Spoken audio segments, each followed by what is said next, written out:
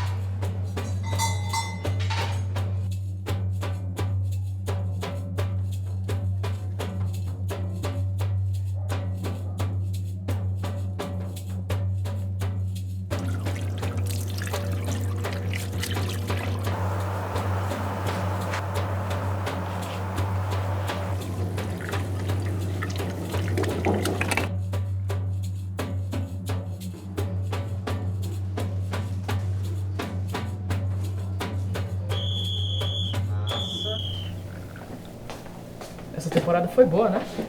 Cansativo. Sim. Mas foi boa. Agora só ano que vem. Pois é, agora só saudade. Ó.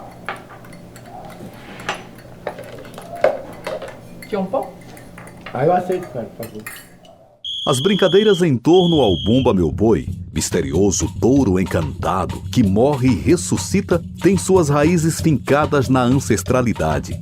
E se continuam se perpetuando ao longo de gerações, é graças aos compromissos renovados do povo brincante e do público, que a cada ano inundam as ruas para uma nova temporada. E do mesmo jeito que na natureza tudo é cíclico, o calendário do Bumba Meu Boi no Maranhão começa no dia seguinte após a sua morte. Porque a morte do boi, ela tem um significado.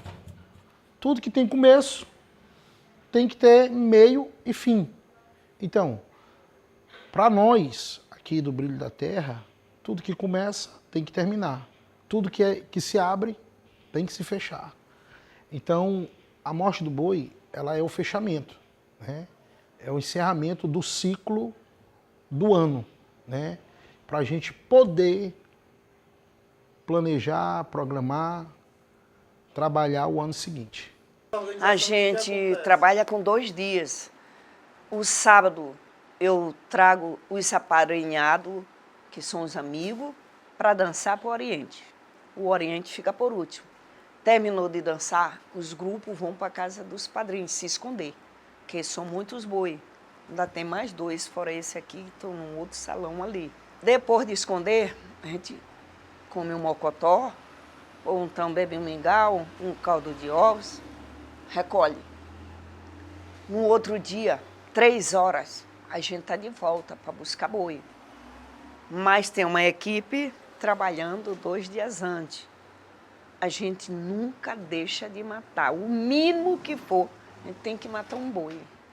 Então, domingo, a gente começa 3 da tarde, que 9, 10 horas a gente está recuando. Aí a gente traz outros grupos, faz uma seresta, tudo por conta. A morte do boi, ela não tem, para nós, ela não tem assim uma data específica.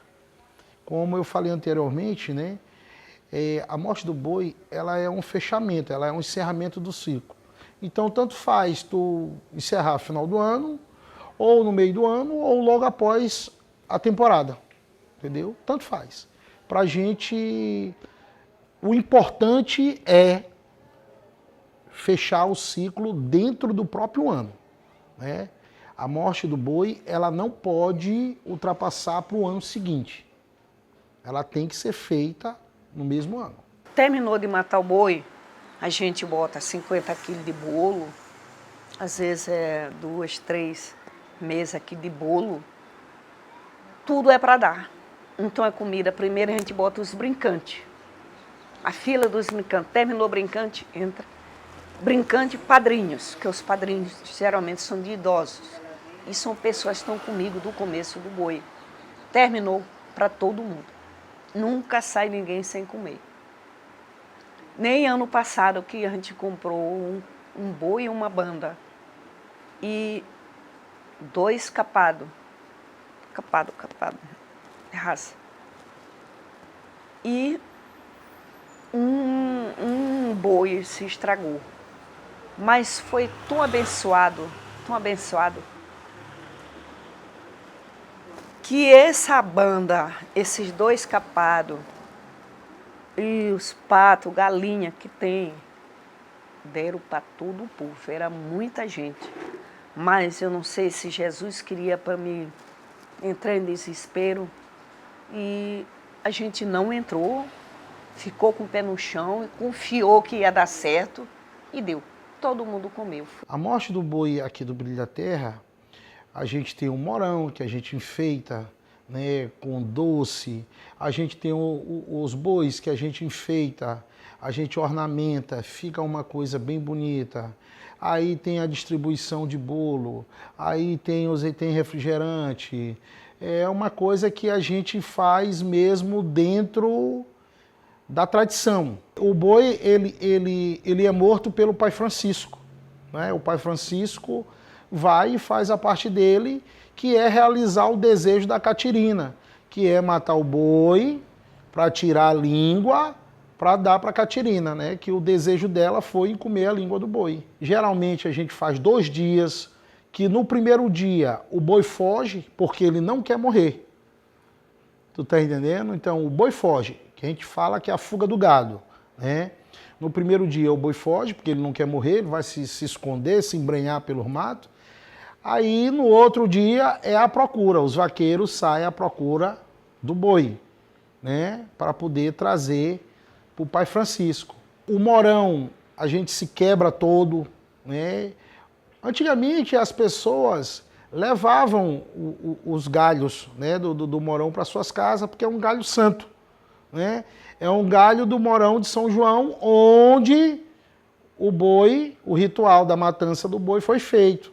Mas hoje o pessoal da geração de hoje já não tem muito esse sincretismo. Então o que a gente faz? A gente recolhe todo o galho, né? A gente recolhe todo o morão ali quebrado, né, cortado, e no ano seguinte, dia de São João, a gente faz uma fogueira. Então essa madeira desse morão, ela fica todo o tempo aqui recolhida, guardada, para ser queimada no ano seguinte. Que a gente faz tudo com o pé no chão. Aí termina, dá lembrança, dá tudinho. Aí eu boto uma cereja para os brincantes dançar, já tomaram banho, trocar de roupa. Aí vão dançar, se embriagar. Às vezes eu também faço o mesmo junto deles. A gente mata o boi. Tá com uma semana, né? Foi o 2º sábado de agosto. A gente mata o boi. Então estamos aí, descansamos. Eu já estou reunida com a diretoria da Panela, que a diretoria da Panela é esse povo aí, que trabalham. Então já estamos nos preparativos. Depois do ritual da morte do boi, vem a parte da arrumação. Vamos lavar, vamos fazer levantamento. O que está bom e o que não está. Fica por conta da equipe de trabalho, a diretoria. E eu vou correr atrás para tentar receber o dinheiro para pagar as contas. Terminou de pagar a conta, o que sobra já é para comprar material para recomeçar. Porque nem tudo a gente aproveita. Nem tudo. Já o chapéu você tem que desmanchar e refazer. A pena não pode ser jogada fora, porque é muito cara e não tem mais como vender. Então a gente tem que estar cultivando essas penas. Tem que estar lavando. Tem que, depois da lavagem, que é uma ciência muito grande, para manter ela de volta. Não é só chegou, lavou. Você tem que botar ela na água morna, com um sabão bem leve, um sabão especial. Depois desse sabão, você vai botar ela para secar. Depois de secar, vai botar talco, pó, Depois desse pó, você vai botar ventilador para ela voltar a se reencontrar. Aí é que você vai começar a trabalhar nela. E depois da parte de pagar, recomeçar a refazer as roupas, você vai ver que às vezes o brincante perde, então você vai ter que recompletar, vai ter que fazer couro de boi novo, como nós já estamos com 2 couros novos para comemorar o aniversário dos 25 anos, né, que está vindo. A relação íntima entre religiões, festa e vida cotidiana é um aspecto fundante do povo maranhense e uma das suas manifestações mais preciosas. A rotina do dia a dia se mistura com a organização e preparativos nos barracões das diferentes comunidades durante todo o calendário do Bumba Meu Boi. Para quem participa da organização, desfrutar dos bois brincando nas ruas e arraiás só será possível após atravessar meses de trabalho intenso e prazeroso. E hoje botar um boi, cuidar do boi, não é só dizer eu vou botar um boi. Principalmente um boi de promessa, que você tem que vir seguindo as tradições. Você tem que vir seguindo o que você falou, o que você fez. Porque tem que dizer que promessa é dívida. Então você está devendo. Já é melhor para os colegas de orquestra. Por quê? Eles não têm esse compromisso. O mais eles são um pai de santo e botam um porque o caboclo está pedindo para dançar, para se divertir.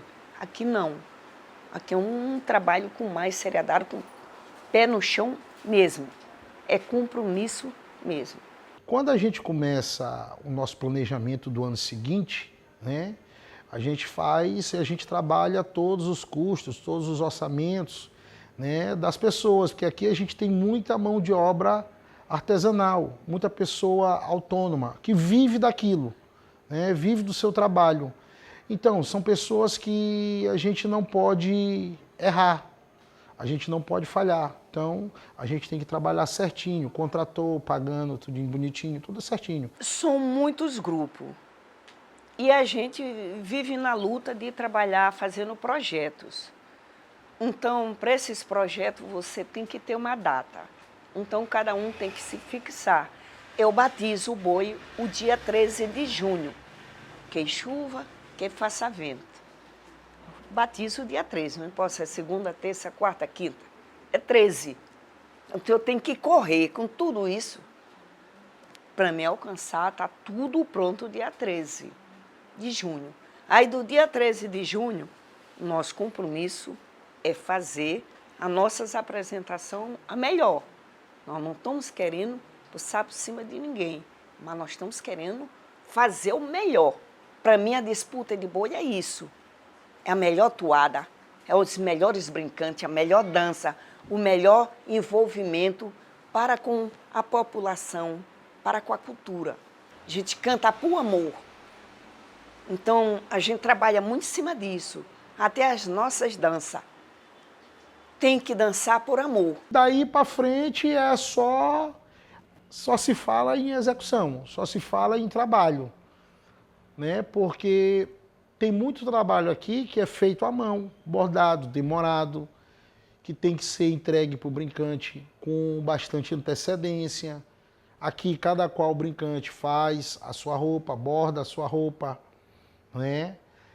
E as meninas, como o trabalho é muito grande, uma parte elas bordam, outra parte a gente manda bordar, já entendeu? Para poder aliviar também, porque é muita coisa para fazer e de muita gente, né? Esse ano a gente está com quase 50 índias, né? E é um trabalho muito grandioso, né? E a gente tem uma equipe enorme para tudo isso, né? Para tudo isso dar certo, para no dia do batizado ninguém ficar de fora, né? A gente vai trabalhando na medida do possível com o que a gente pode. Do material a gente já vai comprando, o material das índias, que é o mais trabalhoso. O material dos vaqueiros, ele é mais na parte da costura, né? E as índias, elas são mais artesanais. Então, a gente começa primeiro trabalhando a questão das Índias, lá para o mês de setembro. Assim surgem os bois, que antes de morrer, têm que nascer na comunidade. E se a cada ano renascem, é porque suas raízes foram bem fincadas nas promessas e na fé dos devotos aos santos populares e encantados. Essa devoção profunda se materializa nas brincadeiras e torna-se um convite a todos para reconectar com tudo aquilo que há de divino, de sagrado em cada um de nós.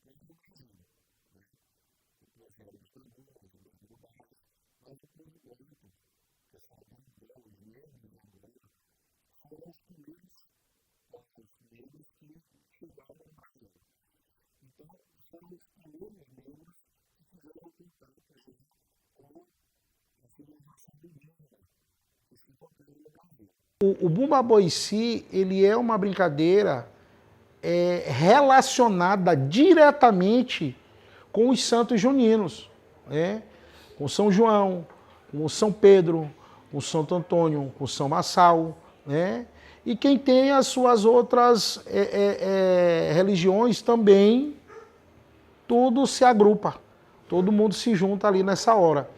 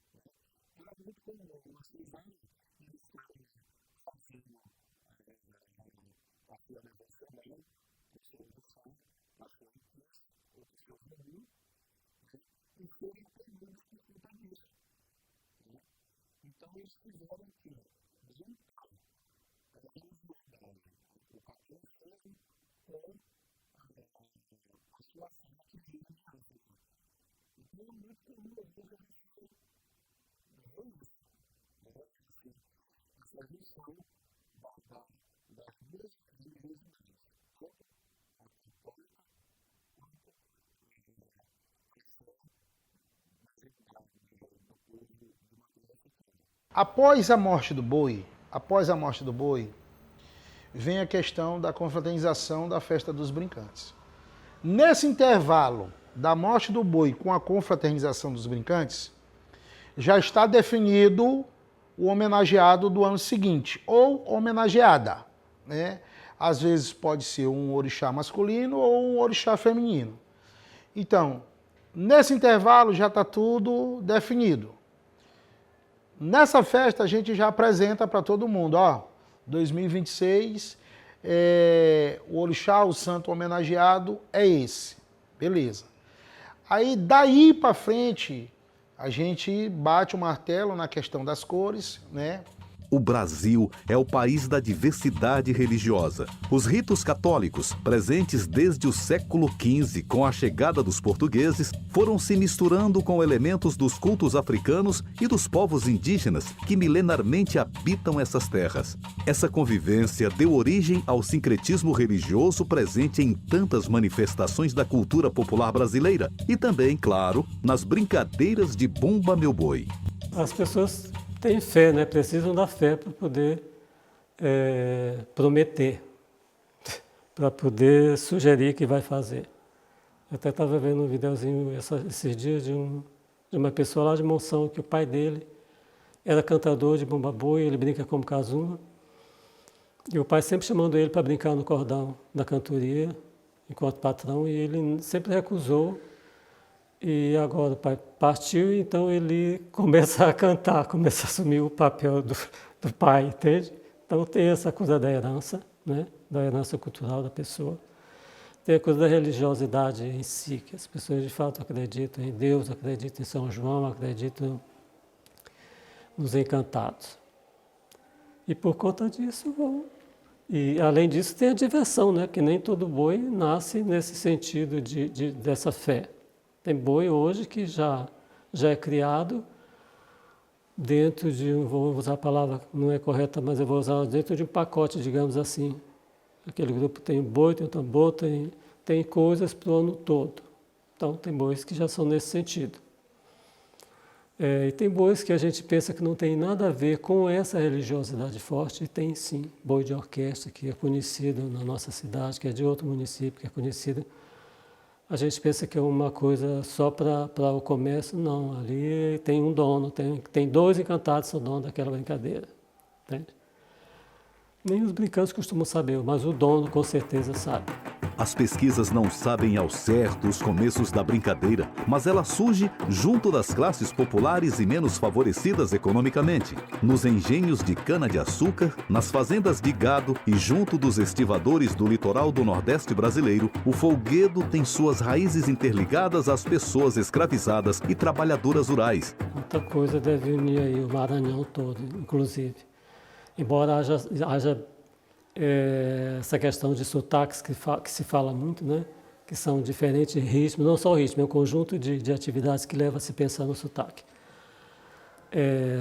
Mas mesmo essa diferença que faz unir o Bumba Boi. Se tem o sotaque de Zabumba em São Luís, porque vieram pessoas da região do litoral ocidental, de Curupô, de Guimarães, de Mirinzal, Cedral, Central do Maranhão. Então, se tem em São Luís por conta de que migrou de lá para cá, né? Veio com as pessoas que migraram de lá para cá. E tem esses outros ritmos também, porque provavelmente vieram muitas pessoas de outros municípios. E ao contrário de separar, isso eu acredito que una, porque o boi é um só, digamos assim, embora ele tenha diferenças gritantes entre os ritmos, entre os sotaques, o próprio formato do boi da carcaça, ou capoeira. Se olhar o boi de zabumba, ele tem 60 centímetros, tem entre 40 e 50 centímetros de largura por 1 metro de comprimento. Se vai olhar um boi do sotaque da ilha, ele já vai ter 60 de largura, já é bem maior no comprimento. Então, o bordado é diferente de sotaque para sotaque. Tudo isso são diferenças, né? Mas que as pessoas nem conseguem enxergar. Pouca gente consegue enxergar que a barra do boi, que a gente chama hoje de costa de mão, ela é bem mais comprida que as outras e que a abertura é sempre atrás, porque o miolo se põe em pé. Você vai na Baixada propriamente, Viana, Matinha, e até um pouquinho fora da Baixada, como Pindaré, o boi coloca a cabeça para o lado de fora do óculos. Então tem óculos que são 2 furos, tem óculos que é um triângulo, tem óculos que é um quadrado, tem óculos que é somente para a visão do boi, mas as pessoas não costumam enxergar essas diferenças. Tudo é diferente de um sotaque para o outro, de um ritmo para o outro. A questão da dança, a questão do bordado, são várias situações. Mas a gente olha como se fosse um só. Só quando se tem o exercício de estar acompanhando e conhecendo pessoas que produzem, não uma brincadeira propriamente, mas as indumentárias e todo o apetrecho que é usado, né? E a gente começa a sentir as sutilezas. Por exemplo, na Baixada, propriamente, é mais difícil de encontrar buriti. Até tem. Então, quando a gente olha a carcaça do boi de lá, que já é dessa largura, deste comprimento, que tem uma barra dupla ou tripla, brinca baixinho, arrastando a barra no chão, diferente de orquestra que brinca para cima. Enfim, cada miolo, alma, tripa se comporta de uma forma diferente dependendo do sotaque. Mas a gente não consegue enxergar isso porque a gente está na festa por várias questões. Está por fé, está por paquera, está por bebida, está por diversão, não é isso? Durante o período do São João. Aliás, o boi não é só para o São João. Tem cidades que faz boi para São José. Caxias, por exemplo, faz boi para São José. Também. Tem boi que é feito para um encantado, por exemplo. Não é para São João propriamente. Então são muitas as diferenças, mas que termina a gente pensando, se vendo num bolo só, numa coisa só.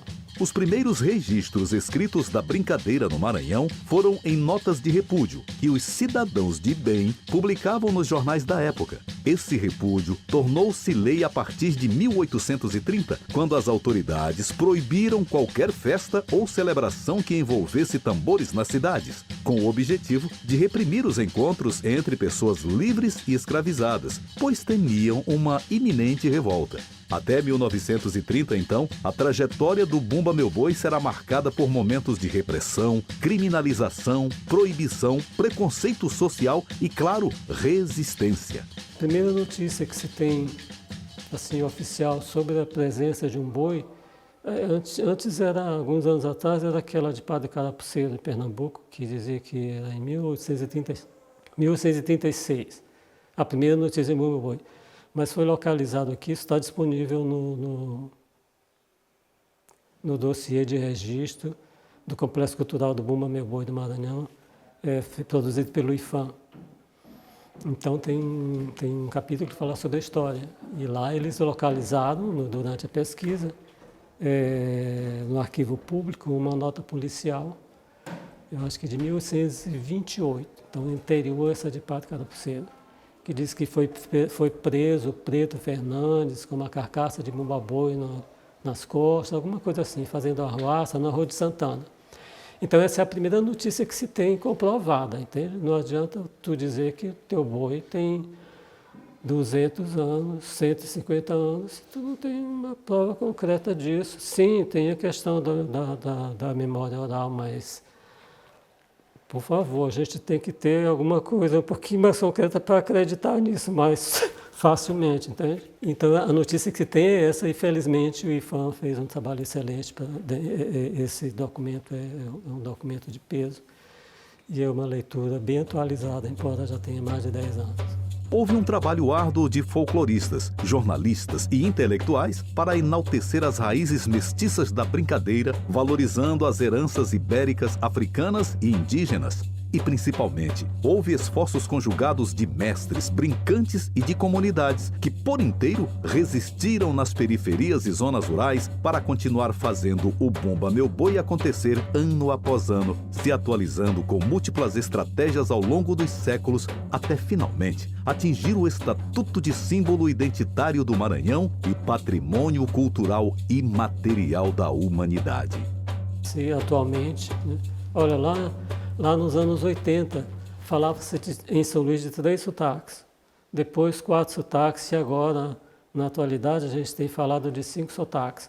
Isso em função de entidades que trabalham com programação de São João. É isso. Então interessa para essas instituições. Mas elas levaram as pessoas a acreditarem que isso é uma verdade absoluta sobre o boi. Eu creio que não. Então, fala-se hoje do boi de Zabumba, que diz ser original de Guimarães, da região de Guimarães, né? Mas atualmente tem São Luís, tem Guimarães, tem Pinheiro, Central do Maranhão, Cedral, Cururupu, também tem. Então, esses municípios congregam o que a gente chama hoje de sotaque Zabumba, nesse formato da Zabumba São Luís, certo? Então, o que utiliza? A maioria dos grupos utiliza a zabumba propriamente, né, que é um encoramento duplo, pode ser de arroxo ou de tarraxa. Alguns grupos incluem um tambor de fogo. Aqui em São Luís, por exemplo, a Vila Ivar Saldanha, eles têm o que se chama tambor de fogo, só que é feito de metal atualmente, que é uma marcação mais comprida assim, que usa também a forquilha, né, como descanso. E os pandeirinhos, maracá. Então esse é o básico. Mas o boi de Lourenço Pinto, por exemplo, em Santa Helena, colocou retinta. Então dá um dobrado aí a mais dentro dessa... Então tem variações, mesmo dentro do próprio sotaque, tem essas variações de incluir ou retirar um ou outro instrumento. Certo? E se a gente for observar também boi de Zabumba de Leonardo, tem um batuque um pouquinho mais lento ou apressado, não tô do que o de quem de seu Lauro, da Vila Ivar Saldanha. Então, estão em ritmo diferente, mais acelerados ou menos, mais compridos ou não, depende do grupo. Cada grupo tem sua marca pessoal também, em relação ao sotaque. São poucos os grupos do sotaque de Zabumba, atualmente. Bem poucos. Menor ainda é o número do que a gente chama hoje de sotaque coxa de mão. Para alguns dos grupos, o sábado de Aleluia marca o início da temporada, fazendo os primeiros ensaios. Lá nos anos 70, que eu era criança ainda, nos anos 80, os bois começavam os treinos, os ensaios, no sábado de Aleluia. Antes disso, ninguém. E hoje, a gente vê boi ensaiando antes desse período, né? Até na quaresma a gente vê. Então, meus ensaios geralmente é sábado da Páscoa Lima. Mas isso não impede a gente estar com oficinas de dança, oficina de percussão, oficinas de bordados. Aí não para. Aí nós não estamos ensaiando o boi, nós estamos fazendo oficinas.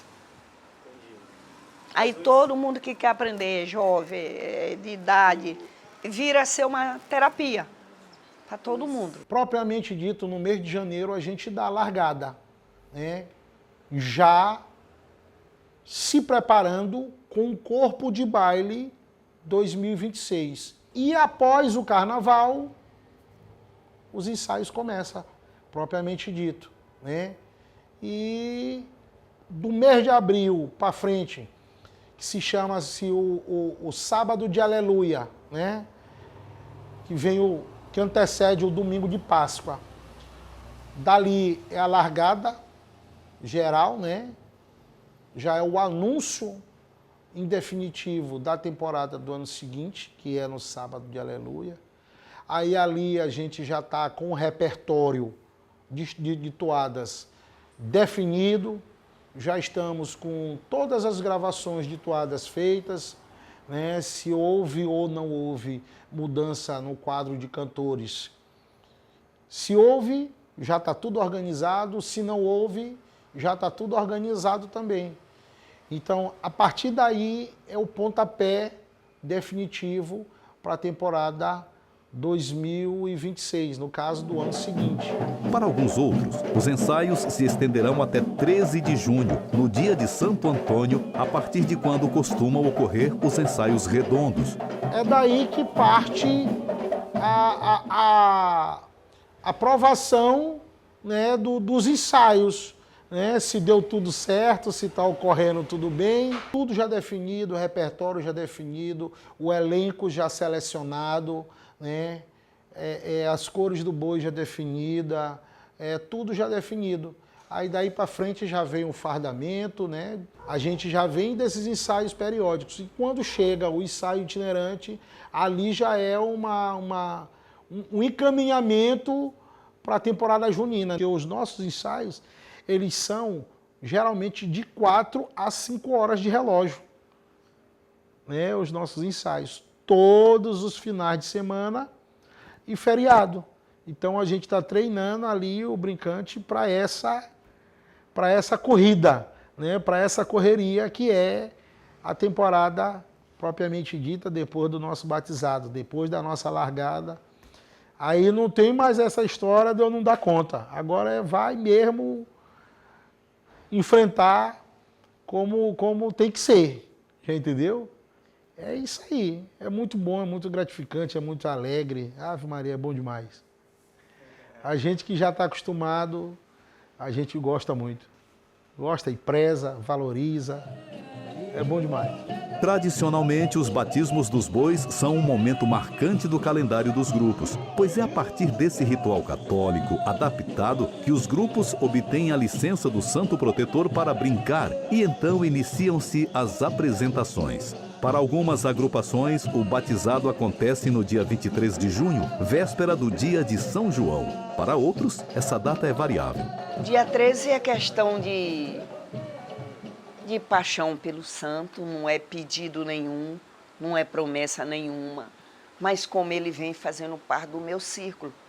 Então, eu batizo o boi, todo o tempo, dia 13. Então já ficou marcado essa data, pela importância dele, a simplicidade dele. E eu acho que o Oriente reflete muito isso, a simplicidade, a humildade, mas também o trabalho e como é que eu posso dizer? Eu não estou sabendo me expressar. A pureza, mas também aonde passa deixa sempre um nome. Como deixa um nome? De qualidade, de bondade. Porque aqui a gente tem uma etapa que a gente ajuda muito. 2 rituais de batizado. A gente faz um batizado interno, né, nosso, com poucas pessoas presentes, ali, só os padrinhos do boi, no caso da parte religiosa, né, e ali uns poucos componentes que representa um vaqueiro, que representa uma índia, um índio. Então a gente faz primeiro esse batizado interno nosso e depois a gente parte para o batizado aberto, né? Com o padre, com o frei, com o diácono. E é grande festa, é o batizado. É grande quantidade de bolo. Mas quando pensar que não, tem 100, tem 50, 70 quilos de bolo, 2.000 salgadinhos. E tudo isso é para dar. Aí terminou, o boi já está pronto para dançar. Já tirou esse couro aqui, que é do ano passado, e já estão todos com couro novo. O princípio da renovação é um dos fundamentos do Bumba Meu Boi. Ele orienta os ritos e, por vezes, até é dramatizado de forma cômica em autos, matanças, comédias ou palhaçadas. Há diferentes lendas que dão origem a diferentes enredos do Bumba Meu Boi, que variam de acordo com a região onde surgiram. Porém, todas partilham um acontecimento principal, que é a morte e ressurreição de um boi. Nem todo boi batiza. Tem boi que faz uma cerimônia na baixada propriamente, não batizam o boi. Não tem batizado. Tem morte, mas não tem batizado. Não tem o que a gente chama de batizado. Tem uma toada que é o levanta boi. Aí tem Dona Maria, que é uma figura que não tem em nenhum grupo daqui, que é a carregadeira do santo, lá, né, que é quem sacode o boi, levanta o boi quando toca essa toada, quando canta essa toada, e pronto. A partir daí é como se fosse o batizado, mas não tem batizado, não tem água benta, não tem nada dessas coisas que tem para cá. Mesmo aqui, os batizados, eles costumam ser... Antigamente começaram a levar também alguns bois, principalmente de orquestra, começaram a batizar na igreja de São João, de Santo Antônio, no dia de Santo Antônio, anterior ao São João. E por aí vai, tem gente que batiza fora dessa data, tem grupo que batiza, tem grupo do litoral, por exemplo, de Zabumba, que batiza lá e batiza aqui. Então isso é muito relativo, tem características bem específicas, certo? Tanto de batizar como não batizar, e sim de levantar o boi propriamente. E esse batizado muda muito também, se for um boi de encantado ou um boi de terreiro, já vai ser batizado de um outro formato, né? Às vezes com presença ou não de encantado e tal.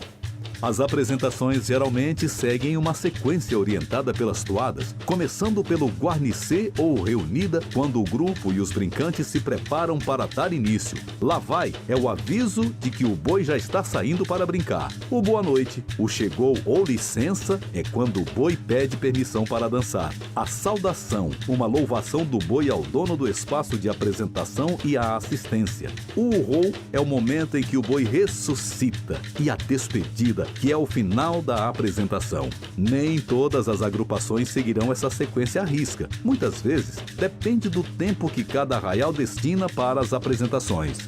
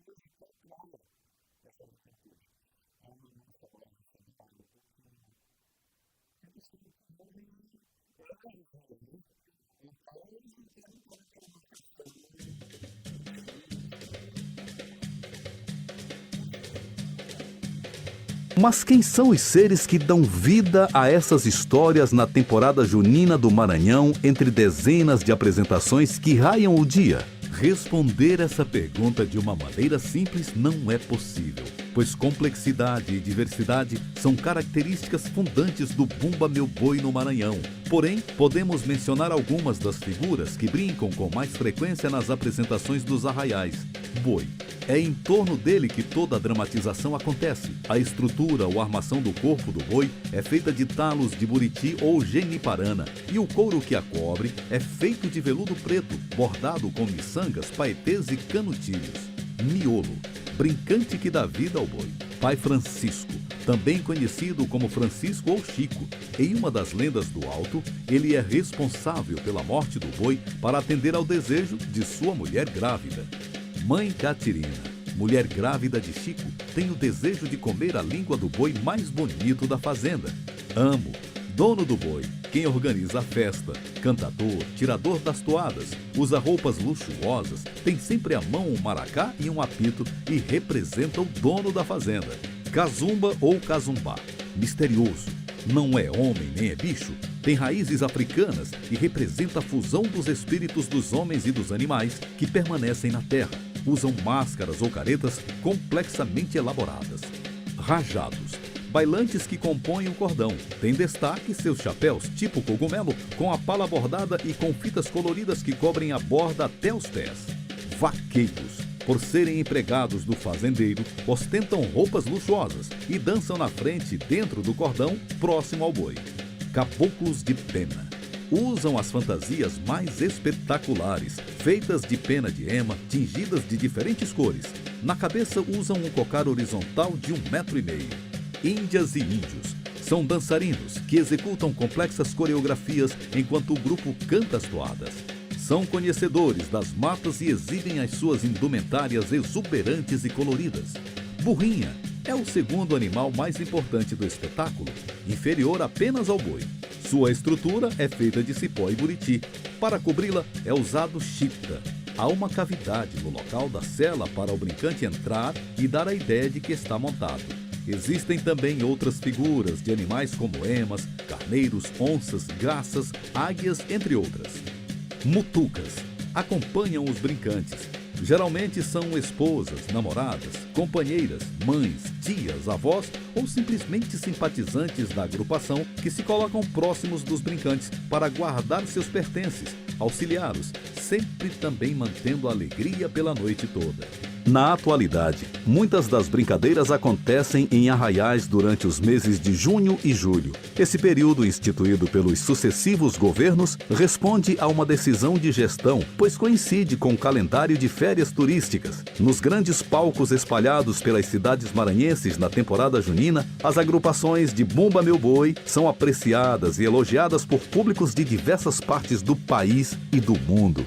Mas é importante salientar que, para outras agrupações, as brincadeiras e a temporada irão se estender durante todos os dias do ano no calendário do Bumba Meu Boi.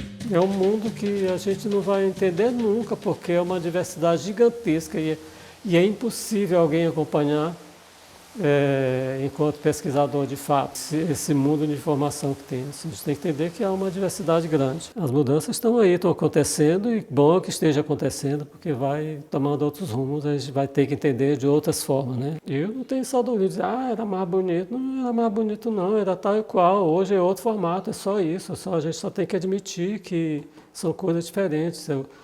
A juventude pensa de forma diferente da minha geração, por exemplo. Entende? E o que eu tenho é que admitir e curtir isso, tentar chegar mais perto disso, desse formato que é hoje, e não ficar preso a um negócio que não vai voltar.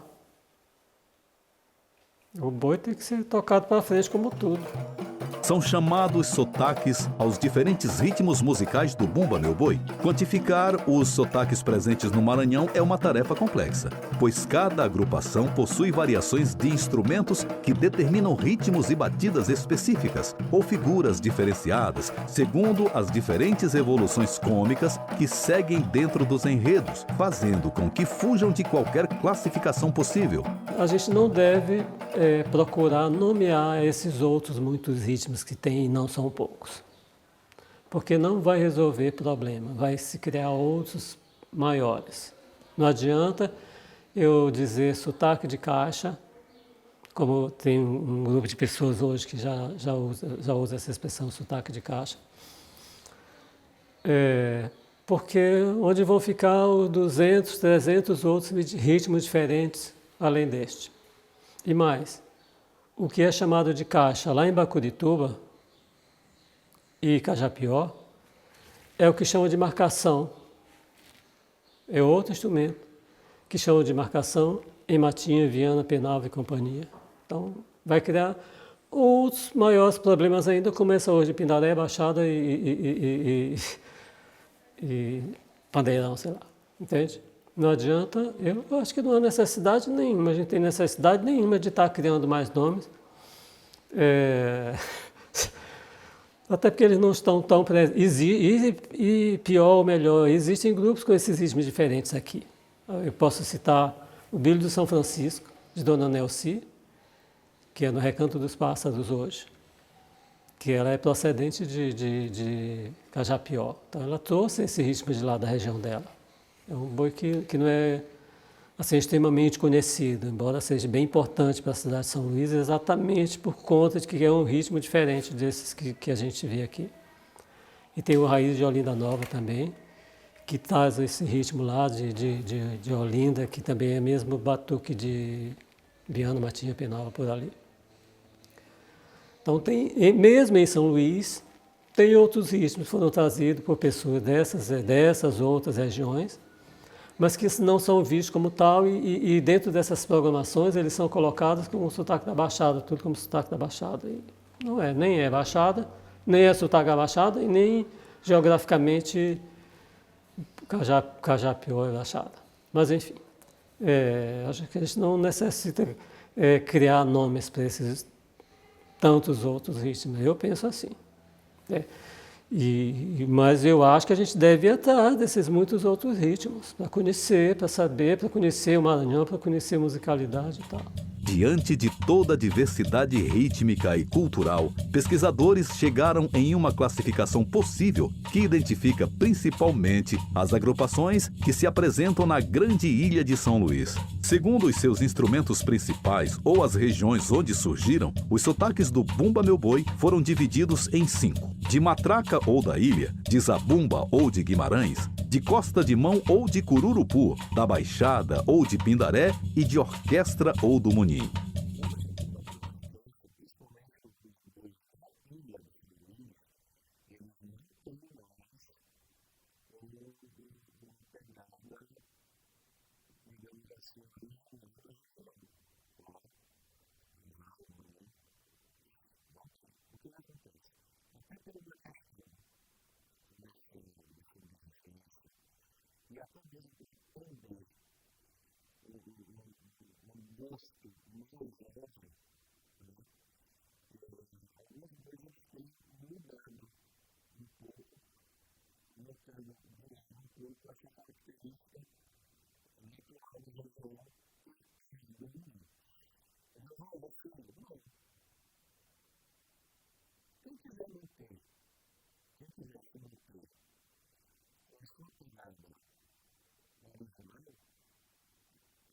A questão do boi de orquestra, né, ela foi perpetrada, né, em uma filosofia que não se repete a indumentária, né?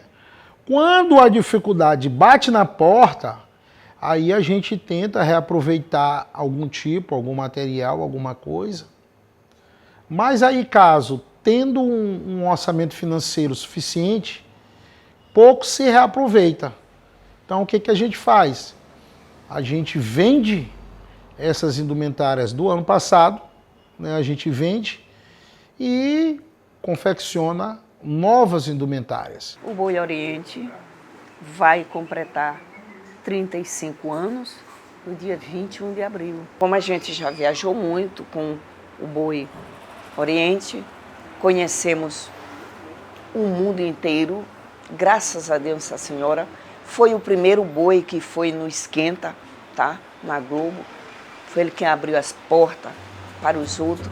É possível rastrear as raízes ancestrais dos sotaques pelos ritmos e instrumentos usados por cada um, até chegar nas etnias que predominam nos sons e se manifestam visualmente na estética dos brincantes. Assim, por exemplo, os Bumba Meu Boi de Matraca, também conhecidos como de sotaque da ilha, e os da Baixada ou Pindaré, valem-se de matracas, maracás, tambores onça e pandeirões para alcançar seus ritmos vibrantes, honrando as suas heranças indígenas. Embora utilizem os mesmos instrumentos, o ritmo frenético do sotaque de matraca é contrastado com o ritmo mais lento e os instrumentos menores do sotaque da Baixada. Já os bois de zabumba ostentam suas raízes africanas ao ritmo da zabumba, o tambor de fogo e o tamborinho, ao mesmo tempo que também compartilham raízes indígenas, incorporando o tambor onça e o maracá nas suas composições. Ambas raízes também podem ser encontradas nos bois de sotaque de Costa de Mão, que produzem um ritmo melodioso com pandeirinhos batidos com a costa da mão e o maracá.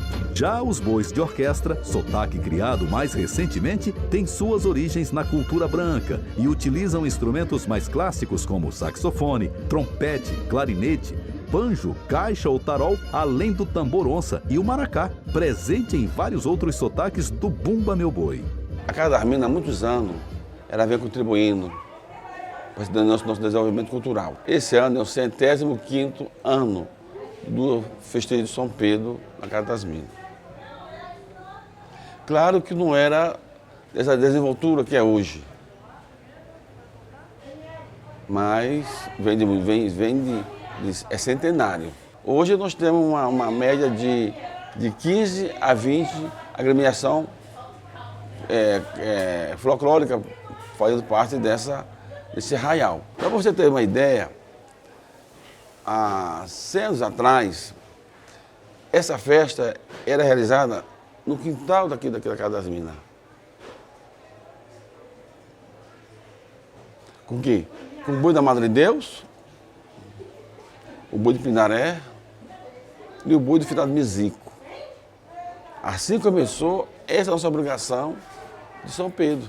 Quando começou a fazer isso, as outras brincadeiras, os grupos folclóricos, passaram também a se interessar e vir aqui pegar a benção dos voduns da casa e dirigir até a Capela de São Pedro. Era a capela, feita de madeira, de palha, hoje tem uma estrutura melhor. Atrás dessa festa tem uma entidade chamada Noche Sepazinho. Não é só o foguedo aqui fora, os boi brincando, você batendo sua matraca, se divertindo. Para mim da casa, está vindo a religião, e eu tenho uma entidade que é dona dessa festa. Só que a Casa das Minas é mais velha do que a Capela de São Pedro. A Casa das Minas tem o quê? Tem mais de 300 anos. Isso aqui é uma obrigação para a gente da Casa das Minas. Para os outros é um arraial de São Pedro, foguedo.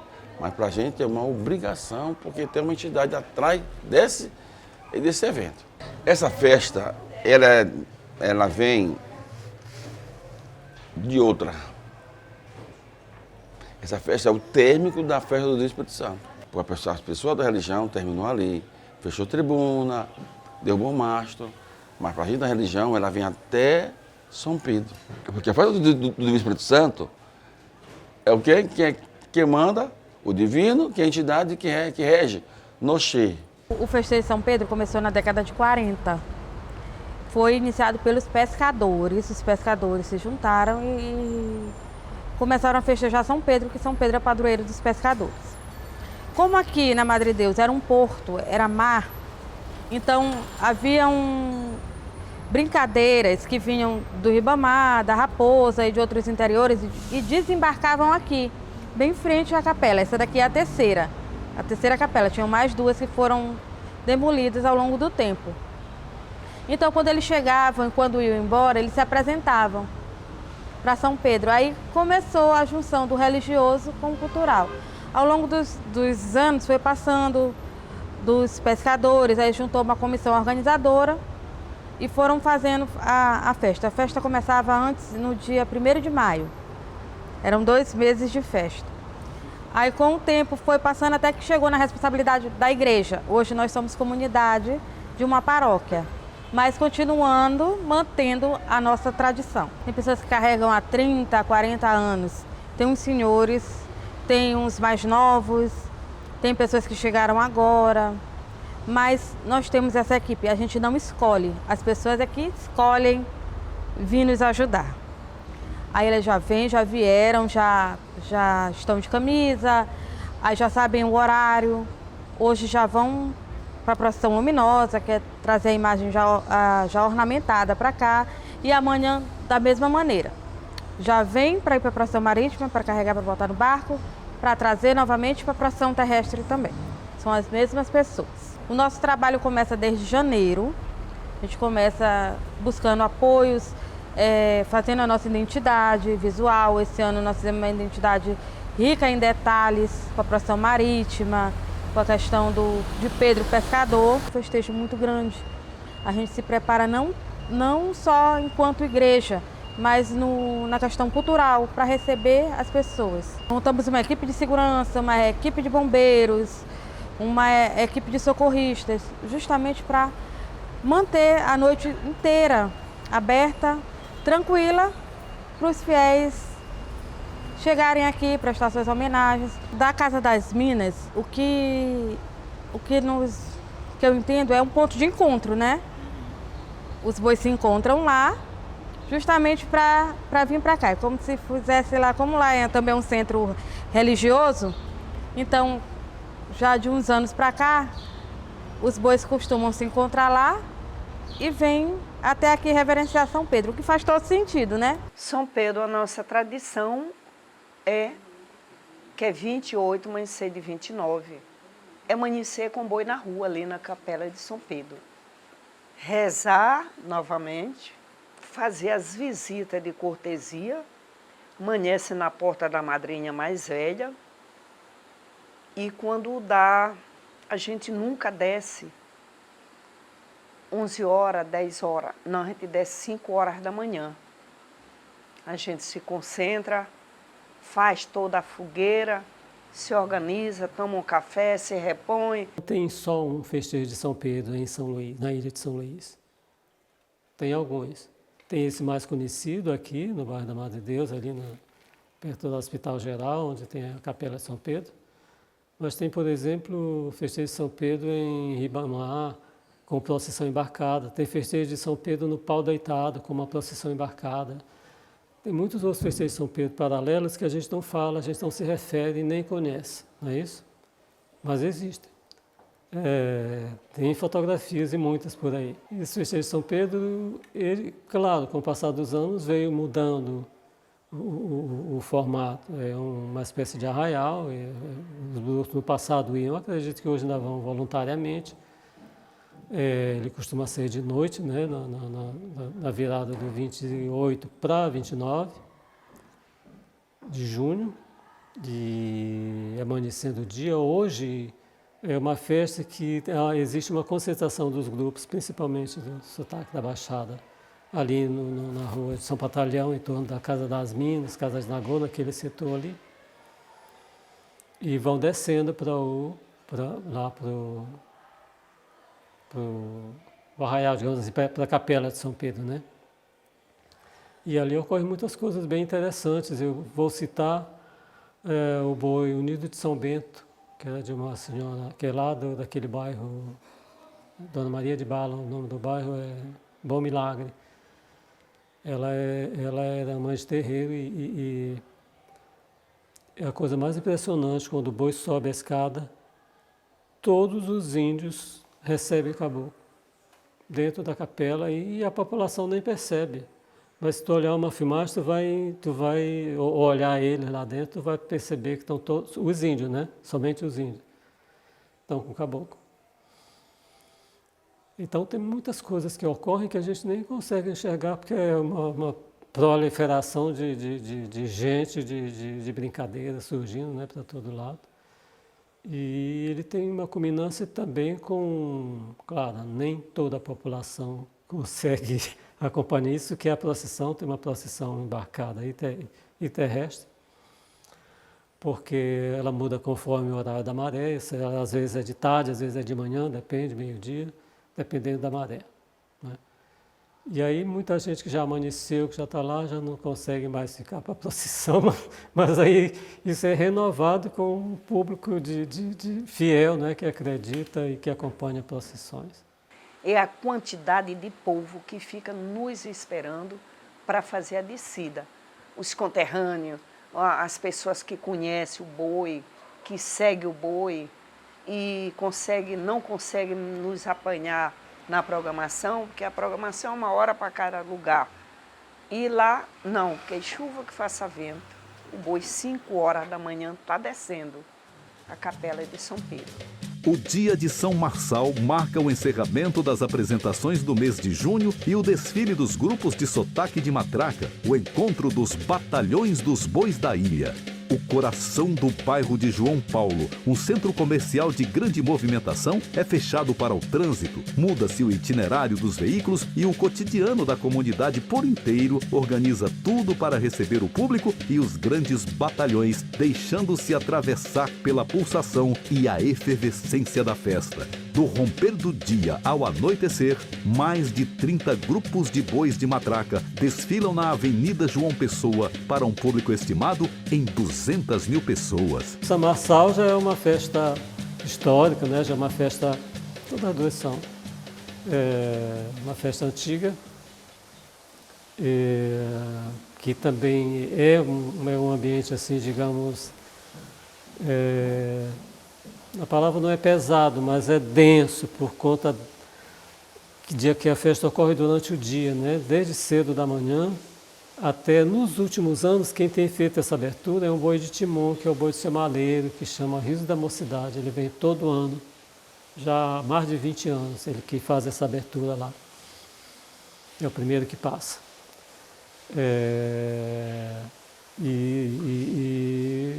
Há aquela sequência de apresentação, digamos assim, de boi durante o dia todo. Passa de noite, a cidade está com o trânsito meio interrompido ainda nesses dias de São Marçal. Mas quem é São Marçal? A gente não tem referência nenhuma de São Marçal, né? A gente vai engolindo o que é dito e nós nunca vamos atrás dessas perguntas, dessas respostas, né? E eu acho que na cidade nem tem... A única referência que eu tenho de São Marçal é uma azulejaria que tem na igreja de Santana.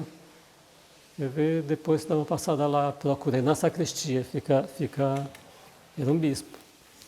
Então tem a figura do São Marçal, escrito lá, São Marçal. É a única referência de São Marçal que se tem nessa cidade, assim, que eu saiba, né? Então São Marçal é uma festa, assim, densa, por conta da multidão, do sol quente, da bebida que rola, né? E o povo se diverte, inclusive, já que a gente está falando de religiosidade, hoje tem a presença gigantesca de muitos caboclos que estão incorporados ali em várias pessoas dos bois. Vão para brincar o São Marçal propriamente. A celebração em homenagem a São Marçal teve início em 1928 e carrega a importante tarefa de resgatar a memória histórica dos grupos de Bumba Meu Boi que até o ano 1949 não tiveram permissão para brincar no centro da cidade. As avenidas Getúlio Vargas e João Pessoa, o antigo caminho grande que ligava as zonas rurais ao centro urbano de São Luís, eram os limites permitidos aos bois. O fato do festejo acontecer exatamente no limite da permissão revela o tamanho da resistência e o porquê do sentido de combate que está sempre presente no discurso dos brincantes, nas toadas dos cantadores, nas composições dos grupos de sotaque de matraca. Foi graças à persistência e organização dos bois e do povo que acompanhou que, na atualidade, o desfile de São Marçal conta com apoios governamentais e privados. Mas a disputa entre contrários ainda continua, sendo um dos elementos que movimenta os grupos e as comunidades, que expressam o sentimento de pertencimento e enaltecimento ao seu boi da ilha por meio da rivalidade aos outros, assegurando cada um ser possuidores do melhor cantador, da mais bonita trincheira, da melhor trupeada e do mais belo conjunto. Embora a temporada junina oficial instituída pelos governos no Maranhão seja desde o 13 até 30 de junho, os bois continuam brincando em diferentes eventos e cidades até as suas respectivas mortes, que geralmente ocorrem até o mês de novembro de cada ano. Depois de São Marçal, a gente se prepara novamente, todo ano, para fazer morte de boi. Isso aí é o ano todo. E ano após ano. Segundo sábado de agosto, a gente já tem essa data, essa pegada marcada para a gente fazer esse ritual. O boi se despede dos padrinhos, o boi se despede dos brincantes, o boi se despede da comunidade. Os últimos anos a gente tem feito elas, geralmente em novembro, né? Já teve ano, né, da dificuldade ser tanta e a gente ter feito no mês de dezembro, né, por causa da dificuldade da gente realizar a morte do boi. Mas a gente sempre gosta de fazer logo após o período junino. No máximo, mês de agosto ou setembro. A gente toca uma toada onde o boi morre mesmo e tem a distribuição do vinho, que representa o sangue do boi, né, para todos ali, para a questão dos brincantes, para a questão do pessoal que está todo mundo acompanhando, né? Tu presta atenção e vai buscar meu galheiro, que vai morrer no morão. E vai buscar o meu galheiro, que vai morrer no morão.